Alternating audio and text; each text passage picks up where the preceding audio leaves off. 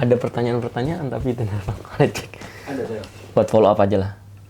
Jadi untuk pertanyaan-pertanyaan pertamaan ini sini biar lebih cihuy.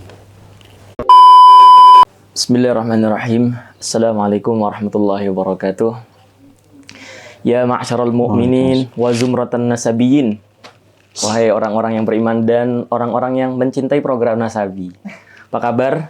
Semoga senantiasa dalam penuh rasa bahagia ya, karena sekarang kita akan hadir lagi dengan program yang sama dan dengan narasumber yang sama tentunya, dan dengan pertanyaan yang semakin kesini tuh semakin unik dan menarik untuk dibahas. Tapi tentu saja ini semoga akan tetap menambah wawasan.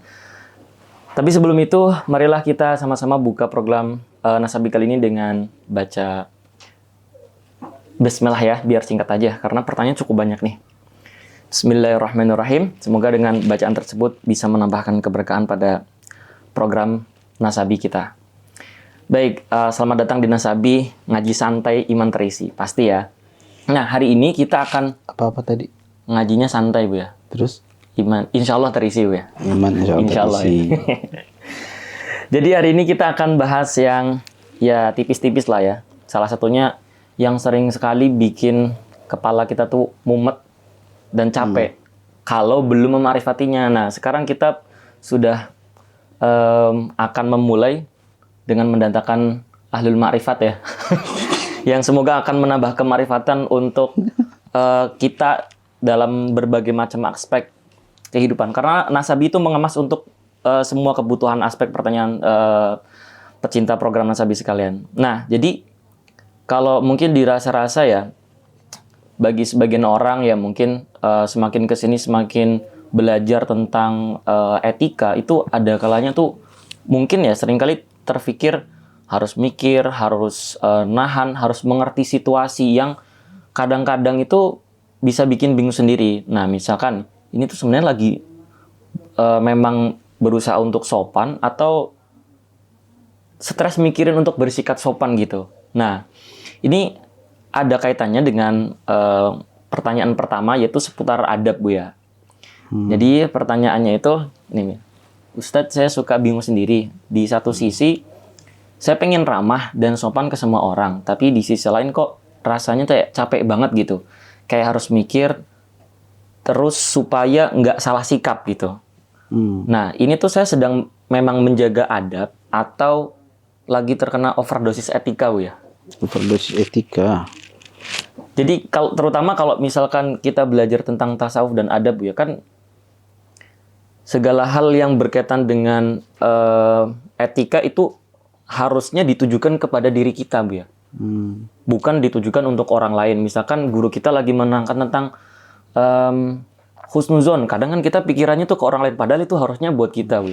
Iya. Akhirnya dalam misalkan ketemu sama orang misalkan, kita harus husnuzon nih, menjaga sikap. Nah itu apakah memang seperti itu? Ada batasannya. Bahkan kalau nggak salah ingat ya, Bu ya, kalau kata Abu ya tuh kalau misalkan terlebih guru kepada murid nih, itu lebih sering makan hati, Bu kan? Kan itu bahasanya tuh kayak benar-benar memaksa diri untuk lebih mengutamakan orang lain gitu, Bu ya. Nah itu gimana, Bu ya? Secara pandangan ahli ma'rifat, Bu ya.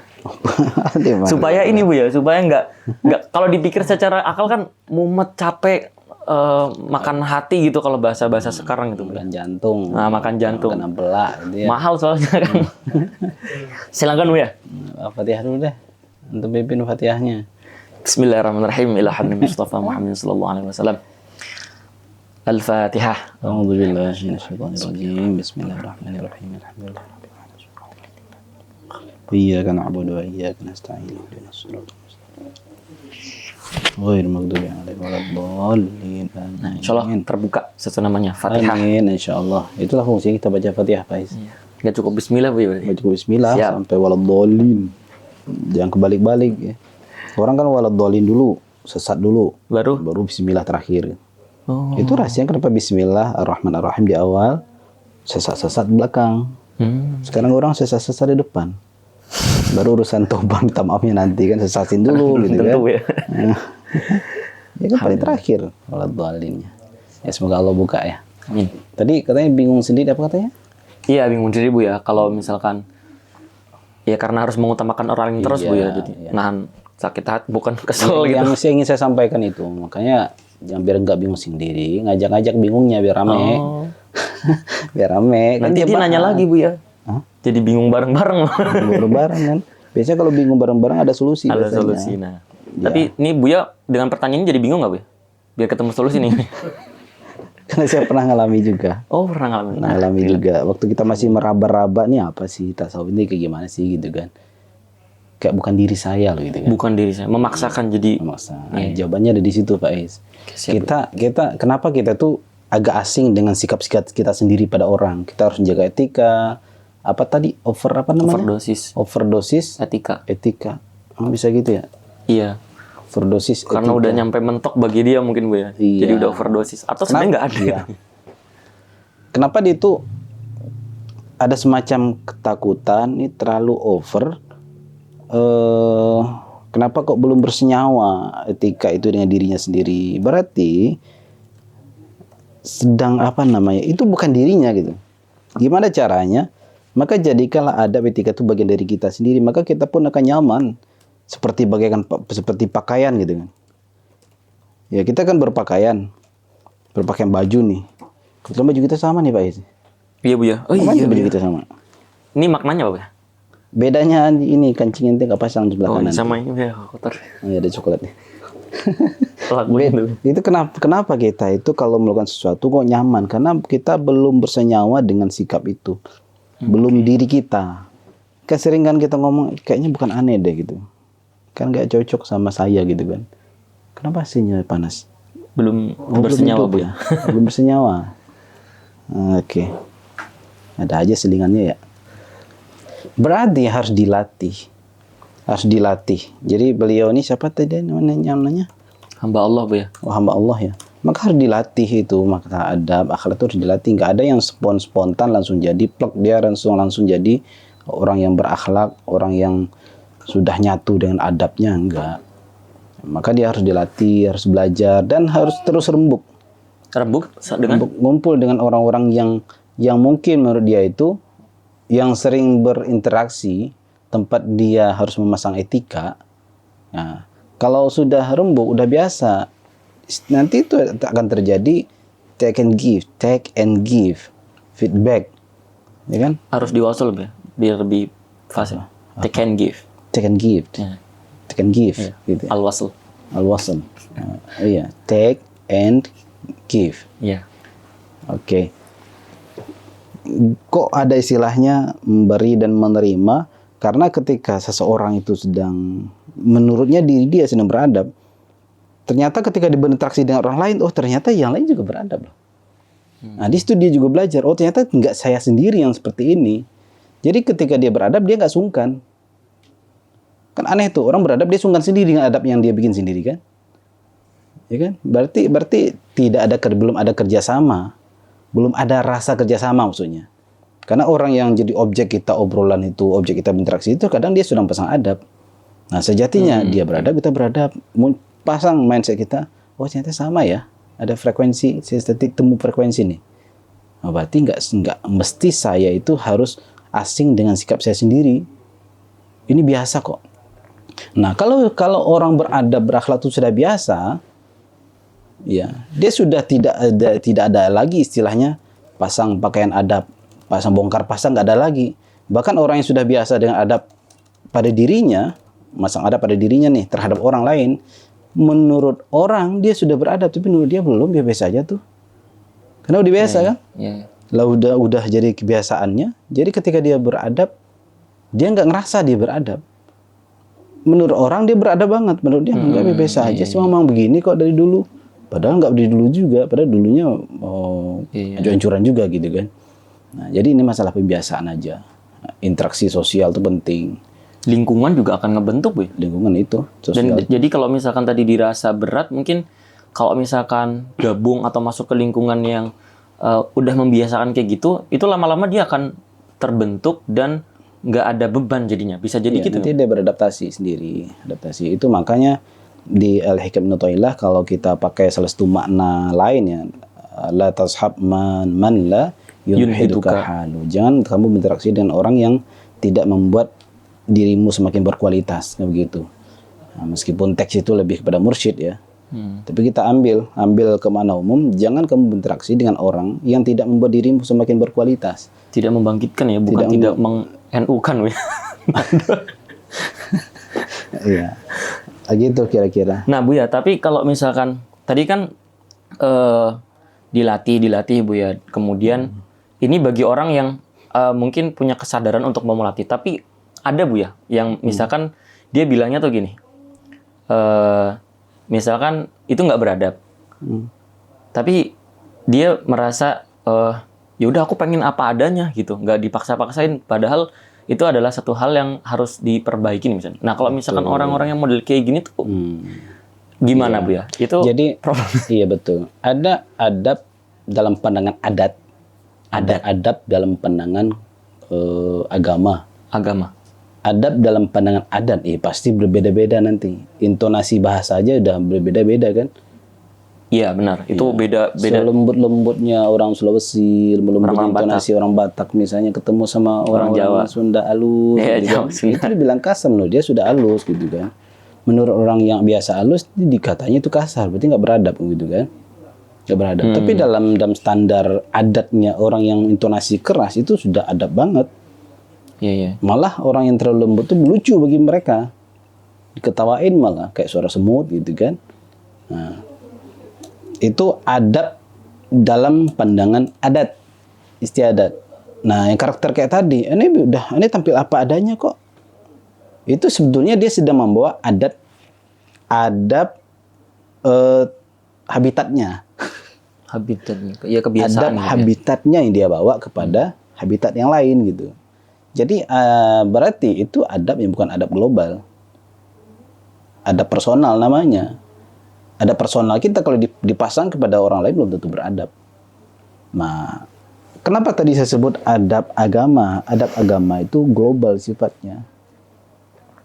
Global sifat. Coba orang kalau betul-betul beradab nih, ini nggak mesti Arab, nggak mesti Ajam, orang Nusantara nggak mesti. Kalau dia pasang adab agama Islam, itu yang karakter asli Arabnya itu bisa ikut pada cara agama, karakter aslinya Nusantara bisa ikut cara agama, jadi terjadi penyatuan, ketemu. Padahal kultur Arab Nusantara beda kan? Keras di sana kan, makan daging, kebanyakan makan daging kan, itu membentuk karakter makan daging. Tapi karena mereka itu orang-orang berilmu, misalnya di Arab itu, jadi mereka bisa membaur, menyatu adabnya dengan kita. Jika kita juga ngaji juga. Ngaji atau terbentuk di keluarga yang tertata adat tata keramanya. Nah, jadi yang dikeluhkan tadi si hamba Allah tadi kayak overdosis etika itu karena masih belum bersenyawa dengan adab yang dia ekspresikan. Masih belum dirinya, maka jadikanlah adab di etika itu diri kita. Jadi sebenarnya bukan mengimpor adab dari eksternal kita juga. Jadi dalam diri kolbu kita itu sudah ada biji-biji adab sebenarnya. Tinggal tukang yang mengeluarkan aja. Mengeluarkan. Gitu. Nah, gitu. Jadi benar-benar harus dilatih Bu ya. Jadi biar kayak dan harus percaya diri. Percaya diri. Jangan kita sibuk dengan pikiran kita tentang diri kita sendiri. Kita suka seuzon juga pada diri kita. Misal Bu ya. Ya contoh kayak tadi itu pertanyaannya. Seperti yang ditanya. Maksudnya yang tadi overdosis. Kalau overdosis tata krama, ternyata overthinking pada diri sendiri. Iya kan? Overdosis tata krama ya bagus dong. Iya sih. Tapi kenapa dikeluhkan? Kenapa dikeluhkan? Karena terjadi bukan overdosis pada tata krama, tapi overthinking pada diri sendiri. Jadi memikirkan apa yang orang nggak pikirin, kita aja sibuk-sibuk di situ mikirin. Padahal biasa aja tuh. Iya. Gitu. Kita tuh terkadang terpengaruh, terhipnotis oleh pikiran sendiri yang menghantui gitu. Jangan perasaan. Kalau pikiran nggak gitu amat, akal kan? Iya Bu ya. Nah Bu ya, tapi kalau misalkan dalam proses belajarnya Bu ya, kan itu ya yang saya benar kalau misalkan orang belajar adab itu bukan satu hal. Misalkan kita belajar minggu depan tuh langsung jadi orang yang sangat-sangat beradab dan berakhlak gitu. Dan dalam prosesnya tuh pasti ada usaha batin yang dilalui Bu ya. Jadi kalau misalkan gangguannya ya mungkin ya lagi-lagi kalau misalkan ini harus ditujukan ke diri sendiri sih kan Bu ya. Tapi gimana kalau misalkan ketemu sama orang yang dalam tanda kutip itu ngeselin yang memantik dirinya untuk kayak misalkan kemudian menjadi tidak beradab ke orang itu gitu. Jadi itu jadi ada pegel batin gitu ya. Iya, pegel batin. Pegel batin. Jadi rasanya di sini kan harusnya kan beradab dan beretika tuh baik ke orang yang baik ke kita ataupun ngeselin ke kita. Nah, itu sampai di level itu gimana? Kalau kita nggak bisa betul-betul meniru Rasulullah dalam hal ini, lebih baik kita menghindar. Menghindari orang itu. Bijaklah untuk menghindar. Kalau kita nggak bisa seperti Rasulullah ya. Tapi kalau ingin mencontoh Rasulullah Sallallahu Alaihi Wasallam, nggak tanggung untuk orang Badui itu kan. Rasulullah sedang nyaman-nyamannya di atas onta, di atas kuda, tentunya tali ontanya Rasul diginiin semua orang Badui kan. Nanya satu masalah enteng doang. Sampai nanya masalah enteng, sampai harus gituin tali kudanya Nabi, hampir jatuh Nabi kan. Jadi sahabat tuh sampai maju tuh memukulin orang ini. Rasulullah santai aja. Jadi banyak sahabat aja pun gitu ya. Terpancing lah sahabat. Sahabat terpancing, tapi kita fokusnya ke Rasulullahnya. Ke Rasulullah. Jadi sikap bersahabat tadi itu banyak tafsirnya. Sikapnya membela Nabi. Karena membela Nabi. Tidak ingin Nabi disakiti. Dan yang ketiga, sisi manusiawinya. Dari sisi manusiawi sahabat seperti itu sebuah isyarat bahwa kita pun akan mengalami hal gitu juga, perasaan pasti melewati itu ya. Ya, nyebelin banget nih orang ini gitu. Karena basyariah. Tapi di balik apapun lah latar belakang sahabat bersikap seperti itu, ada contoh tunggal di situ Nabi. Gimana sikapnya Nabi di situ? Sebagai seorang teladan umat manusia, Bu ya. Mana ada Nabi marah-marah ke Badui macam-macam tingkah-tingkahnya. Beberapa kali banyak tuh di hadis-hadis. Berbagai macam kasus. Alhamdulillah. Nah, semoga ini bisa jadi satu penerang batin kita ya, bisa menjadi lebih rileks kalbunya untuk menghadapi kenyataan-kenyataan hidup, bertemu dengan berbagai macam orang. Dan dicobain dulu. Karena kalau ngomong biasanya enteng juga. Kalau ngomong gampang.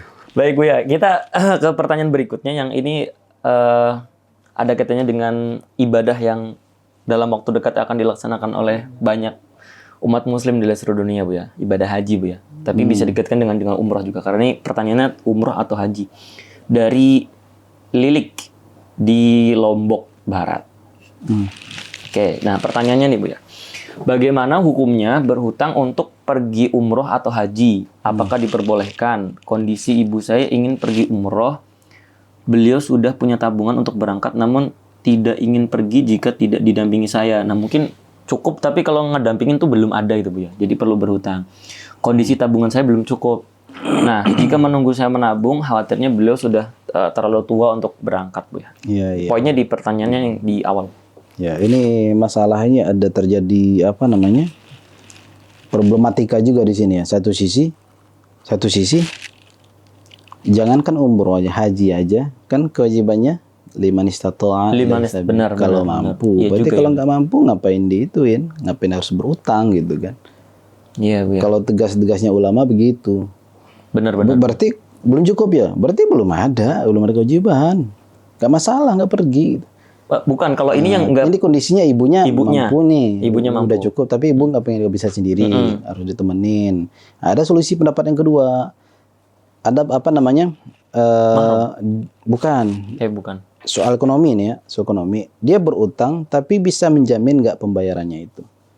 Membayarnya itu, yakin nggak dia bisa melunasi itu? Entah langsung cash kontan nanti bayarnya, atau bertahap. Apalagi sekarang tuh ada talangan-talangan ya. Oh iya. Talangan umroh atau talangan haji tuh. Kalau umroh ada Bu ya. Umroh ada ya. Apalagi itu tuh. Kalau ada jaminan yakin bisa menunaikan, silakan. Itu tuh solusi dalam kondisi seperti ini. Tapi kalau kita secara personal ya, sebetulnya kalau belum cukup, jangankan umroh, haji aja belum ada kewajiban dalam kondisi itu. Gitu. Jadi nggak usah ngerepotin diri lah, gitu kan. Jadi solusinya tadi kalau khawatir, kalau diundur tahun depan lagi, diundur tahun depan lagi, khawatir ibunya sakit, khawatir ibunya nggak bisa, gitu kan? Iya boleh. Jadi solusi fikihnya gitu, solusi muamalatnya berutang boleh, selagi kita ada keyakinan untuk membayarnya. Atau ada yang ketiga Bu ya solusinya Bu. Apa tuh? Berangkatnya lebih awal. Berangkat lebih awal? naik sepeda kayak orang-orang tuh. Naik, gitu ya? Kan ada Bu ya, pergi haji dari Indonesia tuh. Boncengan sama ibunya berarti. Enggak, ibunya kan udah mampu ya. Jadi dia berangkatnya mungkin 4 bulan lebih awal. Ntar nunggu di sana Bu ya. Nunggu di situ. Nunggu di di Jeddah. Tadi yang dorongin bantu-bantu di pesawat siapa? Oh, ada pramugari ya? Ada Bu ya. Ada Bu ya. Kayaknya sih sana belum pernah haji. Pramugari kan enggak tukang dorong, Pak. Baik, ya kira-kira gitu ya. Jadi jangan memaksakan kalau misalkan dari pandangan yang pertama tadi. Kalau misalkan memungkinkan kalau umroh bisa pakai yang dana talangan tadi, we. Bener ya, Ben? Itu buka jasa dana talangan. Rencana. Enggak, Bu ya. Saya aja enggak. Bukan. Dana talangan lah. Saya pakai nalangin pakai apa? Nalangin diri sendiri aja belum, Bu ya. Baik, alhamdulillah. Semoga cukup menjawab ya pertanyaannya. Nah, yang berikutnya ini dari Cimahi, Bu ya, dari Teh Dini. Nah, izin bertanya Buya Asri, apakah kecerdasan emosi itu berhubungan dengan kecerdasan spiritual? Jika mengandalkan kecerdasan intelektual, banyak juga kok yang emosian, Bu. Iya. Ini jawabannya iya atau enggak kayaknya? Iya atau enggak? Apa EQ ya? EQ. Emosional. EQ. Kalau SQ spiritual. IQ intelektual. Kalau oh iya. Kalau nggak ada hubungannya, kenapa itu disatuin ya dalam satu itu kan? Nah, itu yang bikin siapa ya? Nah, itu. Jadi emosional itu apa? Bahasa Arabnya apa emosional? Emosional bukan marah-marah kan, Bu ya? Bukan, emosional itu bukan godob, bukan marah. Emosi ya. Emosi itu ungkapan apa? Ungkapan jiwa. Rasa, ungkapan jiwa. Kan orang senang bisa dikatakan emosi kan? Iya. Emosionalnya saking kegembiraan yang membuncah. Itu disebut emosional juga. Jadi emosional itu enggak bermakna marah, negatif ya. Enggak bermakna itu. Jadi ekspresi yang sudah membludak di dalam. Iya. Emosional. Apakah ada pengaruhnya? Dipengaruhi oleh spiritual ya jelas dong. Kan spiritual itu lapisan dalamnya, emosional itu lapisan luarnya. Emosional itu adalah wilayah nafsiyah. Emosional itu wilayah nafsiyah. Nah, di dalam itu spiritual itu wilayah qalbu ke dalam. Maka Rasulullah bilang, "Inna fil jasadi mudghah." Ya. Wa idza saluha jasadu kullu wa idza fasadat fasada jasadu kullu. Jadi kalbu di dalam diri itu ada segumpal darah, tempat wadahnya kalbu. Tapi bukan jantung itu ya. Tapi seperti media lah. Media akses kalbu itu seperti jantung. Jantung itu seperti akses kalbu gitu. Nah, kalbu ini masuk dalam spiritual nih. Contoh rasa sedih, rasa senang. Kan apa hubungannya daging darah jantung itu dengan rasa? Nggak ada hubungan kan? Berarti ada sesuatu yang baik, yang batin. Rasa sakit, rasa senang, rasa sedih. Itu kan nggak empiris. Iya, benar. Iya, apa hubungannya sama jantung? Empiris. Tapi terasanya di bagian jantung gitu. Nggak ada orang sedih gitu. Mendengkul, nggak ada kan? Jadi nggak di dengkul, tempat memang ada di bagian ini. Atau di ampelanya. Tapi ada juga otaknya didengkul katanya. Otaknya didengkul gitu. Oh ya, matanya di kaki ya. Iya. Ada aja. Nah, ada pengaruhnya? Ada. Karena seperti hadis Nabi tadi, kalau spiritualnya bagus, kalbunya bagus, soluhal jasadu kullu. Itu keluarnya terekspresikan dengan baik. Okay. Emosionalnya tertata. Kalau gembiranya tertata, nggak berlebihan. Kalau sempat marahnya marah mendidik. Kan emosional dengan makna marah nih, marahnya marah mendidik. Kalau emosional dengan makna gembiranya tertata, nggak berlebihan, tidak israf. Gitu. Jadi ketika dia gembira semakin syukur, ketika dia marah dia ingat sabar. Oke. Nah, gitu. Jadi itu juga yang berkaitan dengan penjelasannya Buya yang beberapa waktu yang lalu di Nasabi sebelumnya, Bu. Orang kalau zikir masuk kolbun, terbuahnya tuh nanti itu, Bu ya. Pas waktu ada kejadian apa, itu akan menjadi benteng gitu, Bu ya. Jadi itu contoh spiritual kan, diisi dengan zikir, nanti pengaruh ke emosi jiwanya. Emosi positif jadinya, Bu ya. Bukan zikir dan keilmuan. Zikir dan mengilmui zikir itu sendiri. Oke. Karena kalau jadi zikir doang nggak bisa. Ini, Bu. Ilmu bilang juga nggak bisa. Jadi memarifati tadi, Bu ya. Iya, memarifati zikir kita. Jadi nggak cukup Allah gitu, Bu ya. Karena ada yang bikin gitu, Bu. Subhanallah. Nyebut sih, Bu ya, tapi nggak masuk. Zikir nyebut, bukan zikir mengingat. Asik. Nah, Bu ya, sebenarnya udah clear. Nah, sekarang Bu ya, ini ada orang yang galau, Bu ya. Terjebak di antara cinta dan akidah, Bu ya. Iya, Bu ya. Gimana itu? Ini datang apa tuh? Mango. Oh, nggak ngerti. Terjebak di antara cinta dan akidah. Ya, dari Uswatun Hasanah ini di Kalimantan Tengah. Entah pertanyaannya dia atau titipan. Nah, Bu ya. Assalamualaikum, Bu ya. Izin bertanya, apa boleh kita suka sama orang yang beda agama sama kita? Terus apa boleh kita berdoa kepada Allah Subhanahu wa taala agar dia dapat hidayah dan jadi jodoh kita? Sekian, Bu ya. Ini nggak tahu apakah ngidolain idol K-pop terus didoakan, nggak tahu deh.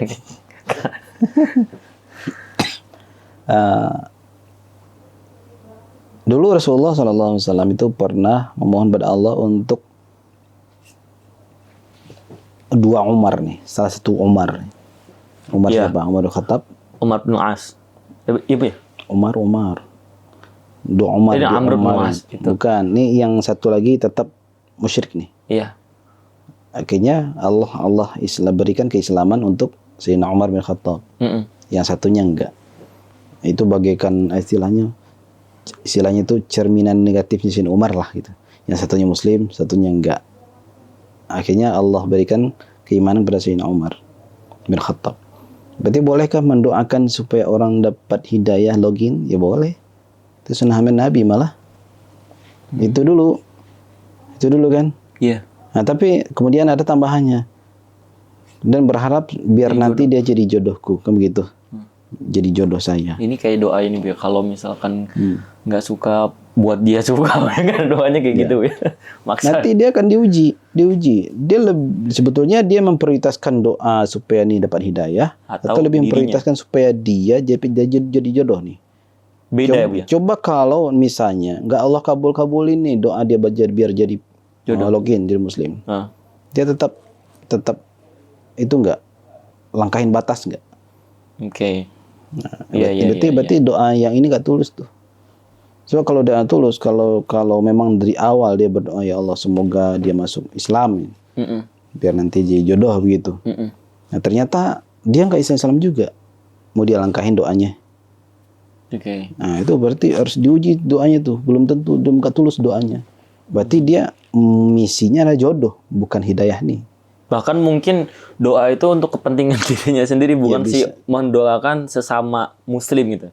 Untuk kepentingan dia gitu. Ya, kalau memang ada perhatian kita kepada non-Muslim nih ya, non-Muslim dalam sebagai subjektif, sebagai kita Islam Muslim yang subjektif nih, kita kan boleh berharap non-Muslim itu jadi Muslim. Benar. Boleh kan? Kalau kita adil, semuanya kita doakan supaya semuanya jadi Muslim, dapat hidayah misalnya. Tapi ketika dia sudah dia berharap nih doanya untuk supaya dia masuk Islam agar dapat jodoh, agar bisa jodohan sama dia. Bisa nggak, mau nggak doa itu dia pakai ke orang lain? Iya. Belum tentu juga. Kalau emang ya insaf dia berdoa terhadap non Muslim supaya jadi Muslim, dia akan doakan juga yang lain. Tapi kalau ini doang yang dia doain, berarti ya motif kayak tadi tuh. Motif modus ya. Modus. Tapi kalau kuliah nggak masalah, yang penting mendoakan itu boleh ya. Mendoakan dia masuk Islam itu boleh. Terus masalahnya apa? Terjebak nggak dia tadi itu? Cinta dan akidah. Ya mungkin dalam kondisi saat itu dia terjebak. Bisa jadi, Bu ya, kalau misalkan memaksakan tadi, Bu ya. Iya. Kalau akhirnya dia siapa tadi? Ya, kalau misalnya ukhti yang perempuan ini kalau ternyata nggak sesuai yang didoakannya dengan kehendak Allah, ya sudah, memang nggak pada aja laki-laki gitu kan. Itu logika yang ngomong loh, tapi perasaan kan beda lagi ceritanya. Laki-laki memang banyak, tapi perasaan saya nyangkut di sana kan beda lagi. Jadi logika itu membuat dunia itu tampak luas, perasaan itu membuat dunia jadi sempit. Ya karena kita jadi fokus sama orang itu kan. Iya. Saya suka sama dia gitu, kayak kelihatan sama yang lain gitu. Itu kalau perasaannya maju. dunia jadi sempit, manusia jadi sempit, jadi sedikit manusia kalau pakai perasaan. Tapi kalau pakai logika, itulah sering ungkapan-ungkapan dari orang tua kalau nggak suka anaknya jodohan sama yang siapa gitu kan. Kayak nggak ada perempuan lain aja, kayak nggak ada laki-laki lain aja gitu. Itu kan logika yang ngomong. Coba waktu dulu orang tuanya dalam kondisi yang sama, belum tentu juga. belum tentu juga. Jadi boleh ya. Mendoakan itu boleh. Mendoakan tapi boleh. jangan sampai langkain pagar ya. Jangan sampai melangkain pagar. Ini perasaan gitu kan. Agama kan sangat menghargai perasaan. Iya. Gak juga Boy kalau pikirannya sampai ke situ Boy. Bisa jadi, ikuti dulu akidahnya. Yang macam-macam kalau masalah itu. Benar. Jadi tetap harus ingat dan sadar dengan batasan-batasannya. Tapi boleh mendoakan tersebut. Semoga tercapai doanya. Nah Buya, ini masih ada waktu mungkin? Oke Buya, ini ke bab munakahat Buya. Satu lagi ya. Ya Buya. Ini munakahat. Datang dari Malaysia Buya. Ini agak ekstrim pertanyaannya. izin Assalamualaikum Buya, izin bertanya Buya. Jika seorang laki-laki bersama dengan istrinya sedang menunaikan hajat Buya, tapi suaminya malah membayangkan perempuan lain Buya. Menunaikan hajat maksudnya buang hajat? Iya Buya. Nanti dideskripsikan sama editor Buya. Maksudnya apa nih? Sedang berhubungan badan Buya, tapi membayangkan perempuan lain Buya. Nah, apakah hukumnya? Yang bertanya laki-laki. Laki-laki kayaknya pelaku. Tapi hamba Allah kan namanya kan? Ada Buya namanya Ahmad Buya. Makanya saya nggak sebut namanya. Ahmad kan banyak. Iya Bang. Dia nama-nama dia ya Bang. Nanti kalaupun nggak ada aku aman kan ya, nama Ahmad kan banyak kan? Banyak Buya. Okay. Dari Malaysia Buya. Lagian mau konfirmasi juga susah juga, harus pesen tiket kan. Okay. Nah, apa hukumnya? Apakah itu termasuk zina? Dan bagaimana cara untuk mengatasinya Buya? Oke. Jadi apa hubungan jika seorang suami ketika berhubungan badan dengan istrinya malah membayangkan perempuan lain? Balikin pertanyaannya. Gimana tuh? Gimana kalau istri Anda sedang berhubungan badan dengan Anda, dia membayangkan laki-laki lain? Oh enggak? Tanya sama dia itu. Terjawab kan? Terjawab kan? Simpel. Nah, enggak ada. Di hadis Nabi kan ada ungkapan mata itu berzina, tangan berzina, hati juga ada berzina. Itu zina kolbu namanya, nggak pantas, itu udah mulai selingkuh. Nah itu pintu selingkuh itu. Berarti dia kecinta sama istrinya, dia bayangin perempuan lain. Ya. Nah, kalau yang terbayang istri kedua Bu ya, berarti aman Bu ya. Yang terbayang halal juga ya gitu. Iya Bu, gimana? Ini nggak nyoba, yang belum pernah. Nggak tahu. Oke, skip berarti ya. Nanti kalau misalkan kondisi Buya udah berbeda ya. Soalnya belum ada yang berpengalaman. Nah, Buya kita pindah aja Bu ya. Ini masih datang dari Malaysia juga Bu ya pertanyaannya. Nah, apakah hukum wanita bersalaman dengan menantu lelaki madu? Saya ulang Bu ya pertanyaannya. Apakah hukum wanita bersalaman dengan menantu lelaki madunya? Menantunya. Menantu laki madunya. Bentar, saya tanya ChatGPT dulu Bu ya. Menantu lelaki madu itu maksudnya apa? Gimana tadi? Berarti ini perempuan yang dimadu nih. Apakah hukum wanita bersalaman dengan menantu laki? Oke. Ini perempuan dimadu berarti kan? Iya, sepertinya ya Bu ya kalau. Ya, jadi suaminya nikah lagi. Ya itu ya. Suaminya nikah lagi, kemudian saingannya ini punya anak perempuan. Ya, anaknya ini nikah lagi tuh. Jadi menantu dari suaminya kan? Ya kan, menantu dari suaminya. Enggak usah jauh ke cabang. Coba si mertua aja nih secara fikih ketat nih ya. Bentar Bu, ini kalau saya ini dari ChatGPT gini Bu. Suami dari anak perempuan istri kedua dari suami yang sama. Ya berarti suami dari anak perempuan dari istri yang sama. Oh udah ya. Oh tadi saya fokus ke sini. Bener Bu ya berarti. Coba ulang lagi kalimatnya. Suami dari anak perempuan istri kedua dari suami yang sama. Iya sama. Sama ya. Oh ya. Lanjut Bu ya. Iya. Rapi ya. Iya biar enak, takutnya ada yang nggak paham kan. Iya. Oke. Maksudnya, itu saya jawab. Nggak usah kita lihat ke cabang ya, kan cabang kedua tuh. Iya Bu ya. Cabang kedua. Mertua aja ke menantunya asli aja. Itu kan namanya mahram abad namanya. Mahram abad. Ya mahram abad ini nikah.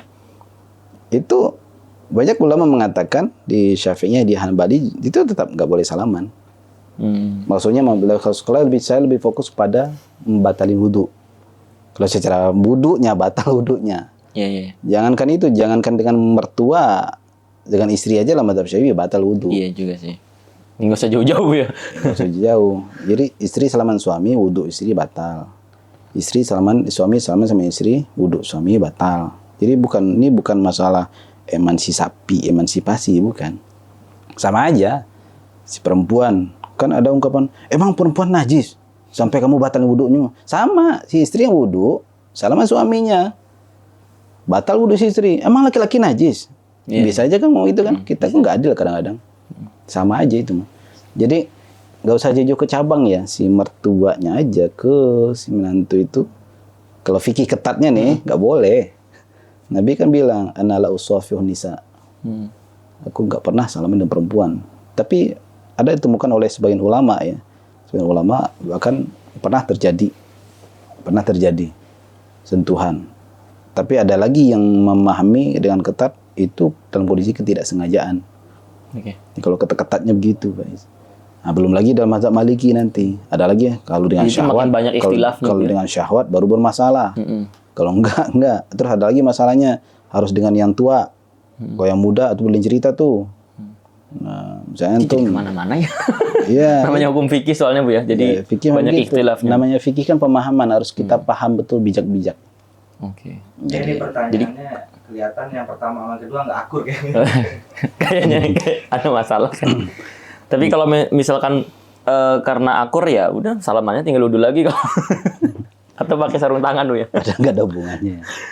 Baik. Intinya sentuhan kulit itu batal wudhunya. Itu jelas tuh. Sentuhan kulit dalam mazhab Syafi'i, mazhab kita nih. Istri sama suaminya aja dalam mazhab Syafi'i batal wudhunya. Apalagi mertua dengan menantunya batal wudhu. Apalagi yang madu tadi. Makin jauh lagi. Makin jauh. Kan bukan mahram. Mahram mu'abbad aja. Mahram mu'abbad jadi membatalkan wudhu. Karena bukan mahram hakiki. Iya. Nah, kecuali kalau mahram hakiki itu ya ibu, anak, saudara, saudari. Memang udah dari sononya, Bu. Bibi. Nah, itu mahram hakiki gitu. Kalau mahram tempelan, seperti mahram mu'abbad itu, dia mahram dalam konteks gak boleh dinikahi aja. Gak boleh dinikahi, tapi musafahah, sentuhan membatalkan wudhu. Gitu. Itu mahram mu'abbad namanya. Iya, kalau batal tinggal wudhu lagi aja sih. Iya. Biar nggak repot-repot. Jadi gak usah kita ngeluhkan wudhu ya. Capek banget dong wudhu. Ya baguslah wudhu. Mumpung air masih ada kan. Jadi kalau air nggak ada gimana? Tayamum gitu. Gitu Pak. Siap. Baik, alhamdulillah ini cukup banyak ya bisa didiskusikan pertanyaan-pertanyaan dan soalan pada jadi ikut pakai bahasa ini malah sih. Soalan pada sesi Nasabi kali ini. Insya Allah kita akan jumpa lagi pada program yang berikutnya dan ingatkan kembali kepada saudara-saudara pecinta program Nasabi bahwasanya Ribat sekarang sedang melangsungkan kegiatan pembangunan Surau Ribat Buaran. Bagi yang ingin berpartisipasi bisa ikut turut serta dengan mengirimkan donasi terbaiknya melalui rekening yang terdapat di bawah ini. Dan bagi pecinta Nasabi sekalian yang ingin berkontribusi atau ikut turut serta untuk program-program kita ini, bisa mengirimkan pertanyaannya di nuroniaofficial.com/nasabi. Dan kita akan jumpa lagi pada sesi yang berikutnya. Terima kasih. Wassalamualaikum warahmatullahi wabarakatuh. Waalaikumsalam warahmatullahi wabarakatuh. Bangun istanamu di surga bersama program Wakaf Surau Ribat Buaran. Ribat Nurani Hasyimiyah merupakan pusat kajian ilmu keislaman khususnya dalam bidang akidah, fikih, dan tasawuf yang juga menjadi tempat halaqah zikir. Didirikan dan diasuh oleh Abu Dr. Haji Ar-Razi Hashim M.Mahum dan menjadi sebuah yayasan secara resmi pada 18 November 2021. Cikal bakal kehadiran yayasan ini sudah ada sejak 2011 dan dengan spirit yang dibangun sejak saat itu, hingga sekarang Ribat Nurani Hasyimiyah terus aktif mengadakan kajian dan zikir secara rutin. Pada awalnya, seluruh kegiatan Ribat terpusat di Komplek Ruko Ciputat Indah Permai dengan kapasitas sekitar 70 orang. Seiring berjalannya waktu, antusiasme jemaah terus bertambah sehingga kapasitas ruangan kurang memadai untuk menampung sejumlah hadirin. Inilah yang menjadi salah satu tujuan pembangunan Surau Ribat yang saat ini sudah masuk tahap konstruksi sejak 1 Agustus 2024. Selain untuk memfasilitasi ruangan kajian yang lebih kondusif, surau ini juga dibangun untuk berbagai kegiatan ke depannya. Salah satu di antaranya juga untuk kegiatan zikir dan suluk bagi para salik. Untuk itu, kami mengajak para sahabat untuk turut serta dalam menebar manfaat dan syiar dakwah melalui dari program wakaf pembangunan surau di Batu Wakaf bisa disalurkan melalui nomor rekening yang muncul pada layar atau juga bisa melalui website resmi kami di wakaf.nuroniyahofficial.com. Melalui website tersebut, sahabat bisa mendapatkan informasi terkini seputar perkembangan pembangunan surau. Untuk memulai wakaf, cukup klik donasi sekarang, lalu pilih nominal yang tersedia atau silakan masukkan sendiri nominal yang ingin diwakafkan. Klik tombol lanjut ke pembayaran dan sahabat bisa masukkan nama serta nomor WhatsApp yang nantinya akan digunakan untuk mendapatkan pesan wakaf secara otomatis. Sahabat juga bisa memberikan doa terbaik sebagai bentuk dukungan untuk pembangunan surau. Terakhir, klik transfer sekarang untuk memproses data wakaf sahabat. Untuk segala bentuk dukungan dari para sahabat semua, kami ucapkan terima kasih. Jazakumullah ahsanal jazaa wa barakallahu fiikum.